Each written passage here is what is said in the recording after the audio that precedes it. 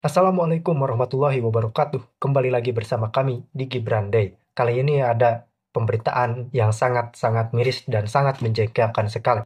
Rekan-rekan KPK menetapkan salah satu petinggi DPR RI sebagai tersangka kasus korupsi. Saya benar-benar tidak bisa membayangkan yang menjadi wakil rakyat ternyata koruptor, rekan-rekan. Ini benar-benar bukan berita berlebihan, tapi ini sudah dikonfirmasi oleh KPK bahwa KPK telah menetapkan Sekjen DPR RI menjadi tersangka dan memang ini benar-benar sangat disayangkan serta kasusnya itu sendiri adalah kasus pengadaan rumah dinas dan lain-lain ya kalau saya tidak salah. Kita cek dulu faktanya rekan-rekan. Ketika kita berbicara korupsi, kita berbicara terkait penanganan serta pencegahan kasus korupsi itu sendiri. Dan di sini ternyata sudah kelihatan bagaimana Pak Presiden Prabowo Subianto benar-benar bersih dalam menindaklanjuti kasus korupsi dan mulai bersih-bersih lembaga-lembaga negara yang memang tengah dirongrong oleh tikus kantor ternyata mulai dibabat oleh Pak Prabowo Subianto. Mulai dari Pertamina, DPR, kemudian pelarian Harun Masiku, dan kasus-kasus lain, termasuk IKTP menyusul. Jadi memang ketika kita berbicara kasus korupsi, tentu saja ini berbicara terkait kita menggaungkan undang-undang perampasan aset. Nah, kenapa DPR terkesan sangat lambat mengesahkan undang-undang perampasan aset? Dan di saat itu pula muncullah skandal kasus korupsi yang satu ini. Tentu saja masyarakat melihat ini semua, wah jangan-jangan ada something nih di balik mandeknya undang-undang perampasan aset. Bahkan kan sebelum ini Pak Jokowi pada saat menjabat sudah menyentil DPR dengan mengirimkan surat presiden terkait undang-undang perampasan aset penting dan mendesak untuk disahkan, namun hingga saat ini belum juga ada tindak lanjutnya atau belum ada titik terangnya. Baru di era kepemimpinan Pak Presiden Prabowo Subianto, Prabowo menggaungkan pengembalian aset negara oleh koruptor. Jadi memang penanganan kasus korupsi ini benar-benar menjadi concern yang tinggi oleh pemerintahan Presiden Prabowo Subianto dan Gibran Raka Buming Raka. Juga KPK akan menuntaskan kasus pengadaan di DPR ini kan sepertinya tidak ada kendala karena pengadaan dan swastanya itu orang dalam semua. Kalau ada orang luar dalam pengadaan ini kan agak sulit. Tapi ini kan hanya pengadaan furnitur di rumah dinas itu kira-kira apa memang akan belum ada penahanan? Ya, mungkin masalah pembagian perkara saja di satgas saja gitu. Karena satgasnya itu saya baru cek juga tadi satgasnya mungkin ada beberapa yang harus diprioritaskan sehingga itu jadi sifatnya hanya ini saja lagi pastikan sebagai cukup semua ya.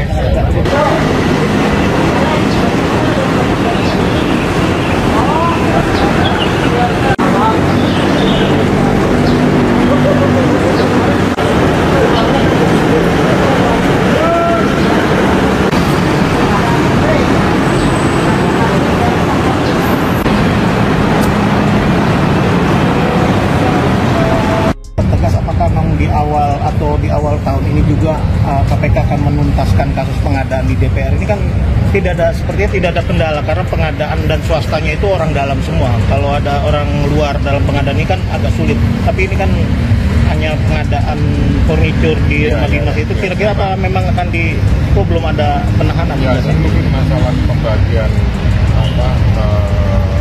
perkara saja di satgas saja gitu. Karena satgasnya itu saya baru cek juga tadi satgasnya mungkin ada beberapa yang harus diprioritaskan sehingga itu jadi sifatnya hanya ini saja lagi pastikan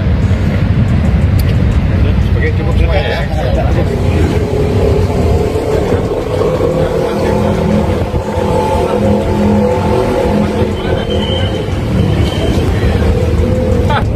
Saya rencana 5% mungkin sederhana.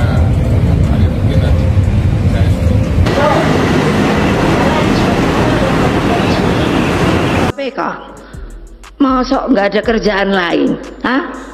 Yang dituding, yang diubrek-ubrek hanya Pak Hasoi gue. Orang kalau nggak salah, mbok yo jadi pura-pura kon salah. Hah. Ini kayak Pak Hasso ini, aku tuh sampai mikir, lah ngopo toh kayak orang tersangka aja nggak banyak loh, yang digolei dia aja. Masa sih yang lain nggak dibegitukan, hanya kita aja digebak-gebuk dengan cara sepertinya ini adalah sebuah yang sah. Jadi kalau kasusnya Harun Masiku, Bang, saya selalu mengatakan ini kasusnya receh. Receh, bener dong berarti gue bener. Receh, oke. Tetapi kita bisa melihat ternyata dampaknya luar biasa. Sehingga kemudian Harun Masiku yang tadi Abang bener katakan, seharusnya dia kan mencari kerja. Ya, betul. Ya. Kemudian dia berani menyuap. Betul. Ya, dibantu oleh orang. Betul. Artinya ketika dia lari sampai 60 bulan atau 5 tahun, duit dari mana, Bang? Oh. Dan koruptor, Bang, kalau dia kabur, dia nggak mungkin ngumpet di jembatan, Iya betul. di terminal. Berarti ada yang membiayai. Wah, ada. Oh, jadi Harun Masiku tuh sampai detik ini ada yang membiayai. Ada yang membiayai, Bang. Oh. Karena kan dia aja nyari kerja, Bang. Iya, dia aja nggak punya duit ya. Nggak punya duit, makanya mau jadi anggota DPR. Iya, dia aja nggak punya duit ya. Iya. Dia mesti ngutang tuh. Kalau nggak dibayar sendiri kan. Betul. Dan pengalaman saya, Bang, ketika menangkap buronan koruptor, kan yang buron bukan hanya Harun Masiku, Iya, betul. banyak. Betul. Karena koruptor nggak mau mempertanggungjawabkan perbuatannya, Betul. Bang. Yang kabur itu biasanya konglomerat, Bang. Pejabat tinggi yang punya uang untuk membiayai diri mereka. Itu pun ketangkep. Itu pun ketangkep setelah 1 tahun atau 1,5 tahun. Psikologis seorang koruptor melarikan diri itu hanya 1 sampai 1,5 tahun, Bang. Oke. Setelah itu mereka pasti sulit untuk ditangkap. Dan ketika ketangkep, tahu nggak, Bang, di mana? Di mana? Pertama di apartemen mewah. Apartemen mewah. Yang kedua Bandara. rumah townhouse. Rumah townhouse. Yang premium. Oke. Ya, kemudian juga di tempat-tempat yang istilahnya memang itu tempatnya yang mewah lah. koruptor. Oke, mewah. oke. Ya kan, di penthouse dan sebagainya. Artinya sekarang ketika Harun Masiku masih belum ketangkap dan Hasto pun sudah jadi tersangka. Ada apa? Nah, oke. Kita berhenti di situ dulu. Berhenti di situ dulu. Belum pinggir jurang. Belum. Berhenti di situ dulu. Okay. Berhenti di situ dulu. Tapi kita setuju bahwa Harun Masiku ini sebenarnya korupsinya mah sedikit kan? Ya nggak sedikit lah, maksudnya gede. Cuman maksudnya kalau dibandingkan dengan yang kemarin-kemarin, wow ini sebenarnya kan masalah politik dong. Ada politiknya dong di sini dong. Iya dong. Ya, kalau kita bicara mengenai masalah politik dan hukum, ya itu kan pasti ada hubungannya erat. Betul. Ya, tapi sejauh mana politik mempengaruhi hukum dan hukum dipengaruhi oleh politik akan dilihat dari bukti dan fakta. Gue boleh mengatakan begini nggak? Gue berada di tengah-tengah deh ya. Oke. Kasus Harun Masiku dan Hasto ini mungkin politisasi, tapi bukan kriminalisasi. Kalau politisasi bisa dianggap, karena kan bukti bahwa adanya politisasi kan tidak ada. Ya, tetapi, jadi asumsi boleh dong. Boleh. Oh, kan saya boleh dong. Ketika saya misalnya berdebat dengan teman-teman yang pro Hasto, ya saya katakan silakan teman-teman mengatakan ini politisasi, ada bayang-bayang misalnya presiden yang sebelumnya, ada silakan. Tapi kan nggak bisa dibuktikan bahwa dia melakukan kesalahan. Betul. Tapi kriminalisasi jelas faktanya ada dan di KPK, Mas. Walaupun saya udah keluar dari KPK dan sampai saat ini pun saya selalu mengkritik KPK. Kalau untuk penanganan kasus tidak mungkin KPK ya apalagi penyidiknya berani merekayasa kasus. Diperintahkan sama pimpinan naikkan ini kalau nggak ada buktinya. Nggak mungkin mereka ngarang-ngarang. Nggak mungkin ada keterangan saksi dipalsukan. Ya, nggak mungkin. Ya, apalagi saya kenal dengan Kasatgas penyidikannya ya, Mas Rosa Purwobekti ya. Saya mungkin udah 10 tahun lebih lah bersahabat dengan dia gitu ya. Dia orangnya clear lah. Lurus tuh bawahnya tuh. Lurus. Nggak mungkin kemudian dia tadi saya katakan tiba-tiba ada bukti yang nggak ada diada-adakan. Ada bukti yang diletakkan. Ada bukti yang ditaruh misalnya. Nggak ada lah. Kalau Hasto tersangka, saya yakin tersangka dia dengan 2 alat bukti yang cukup. Dan ingat loh, ini kan pimpinan baru. Dan mereka semua 5-5-nya sepakat loh Pak Hasto. Padahal mereka dipilih oleh siapa? Kan ada teman-teman PDP juga yang memilih mereka. Bukan orang Jokowi semua gitu maksudnya. Iyalah, kalau misalnya Jokowi semua, pasti di antara 5 itu ada yang berbeda pandangan. Tapi kalau yang menang bukan Pak Prabowo nggak kena dong. Itulah yang lagi ramai, ya kan? Ini mau close dulu bentar atau lanjut? Lo nggak, gue bertanya karena lah kan maksud gue begini, gue berpikir logika aja ya. Maksudnya lah dari kemarin kan tembang pilih berarti.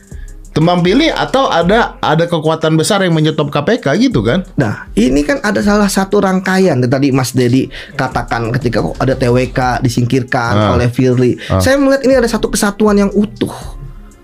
Kita lihat Mas Dedi, ketika penyidik Rosa ini, saya lihat strateginya adalah kembali ke titik awal.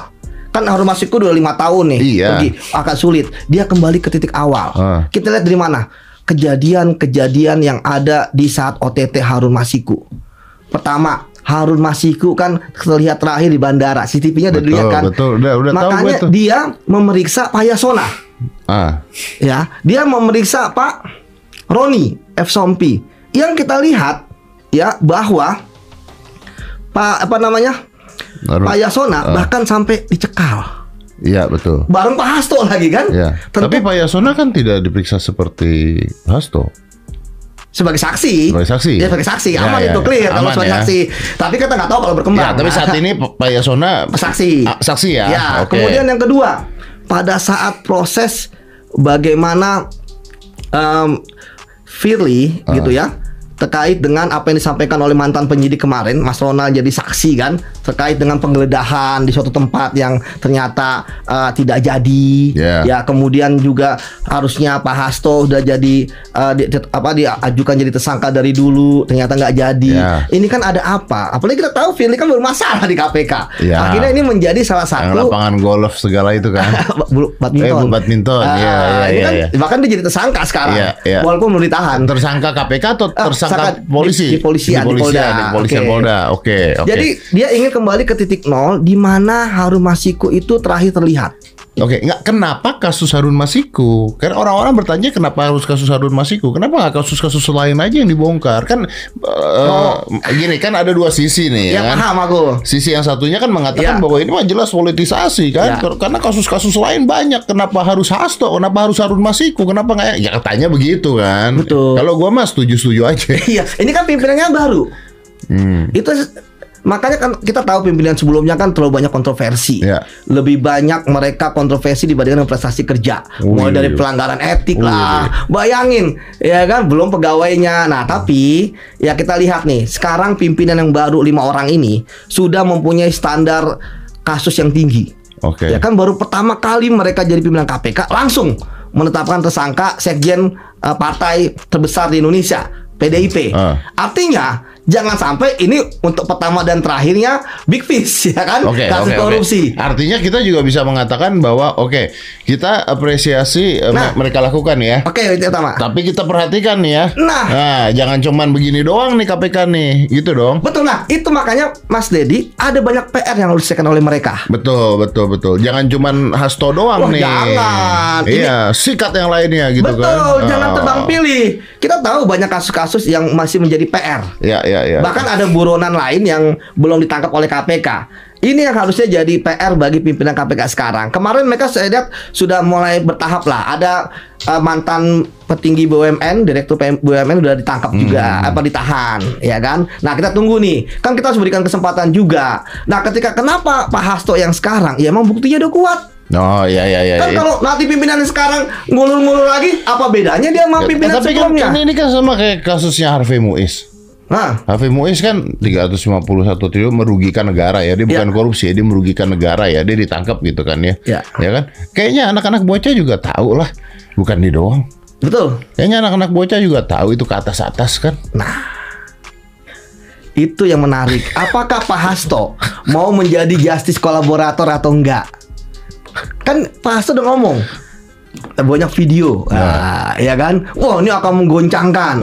Ada kasus korupsi lah, ada kasus politik. Tapi kalau kita anggap benar Pak Hasto, punya banyak video, ya, artinya semuanya penjahat, bos. Waduh. Betul, makanya kenapa betul? Makanya harus kita lihat, ya kan? Ya kan Pak Deddy bilang berarti penjara betul, tapi kalau kita lihat buktinya Karena, dulu. ya benar. Kan belum kita lihat Kan videonya. Kalau ya. Nah, maksud gue gini, kalau Pak Hasto banyak video dari dulu, lah dia juga nggak berani nyebarin. Nah, itu kok jadi transaksi politik? Kok jadi transaksi politik? Ya kan? Betul. Karena saling menguntungkan kan. Nah, padahal sekarang udah percuma. Kenapa? Karena dia udah tersangka. Tersangka itu nggak bisa argonya balik ke nol. Pasti akan berlanjut sampai ke persidangan. Apalagi kita tahu bahwa ya, kecuali ada yang takut, bro. Ya ada takut kan mana bisa. Ini udah disampaikan kepada publik. Ya kan, ini udah tersangka, masa balik lagi? Habis KPK. Iya lah, masa dicabut? Ya kan nggak mungkin. Nah, tadi saya katakan Pak Deddy ya Bang, bahwa ada kalau memang mau bermain di politik ya silakan saja. Tapi kan ini udah proses hukum, sistem peradilan pidana, udah penyidikan. Ya nanti ujungnya kan ke pengadilan. Masalah bahwa KPK sebenarnya menangani kasus politik dari orang-orang politik udah biasa kok. Jangankan sekjen, dulu ketua umum pernah loh. Ya. 3 atau 4 ketua umum partai dan sama polanya.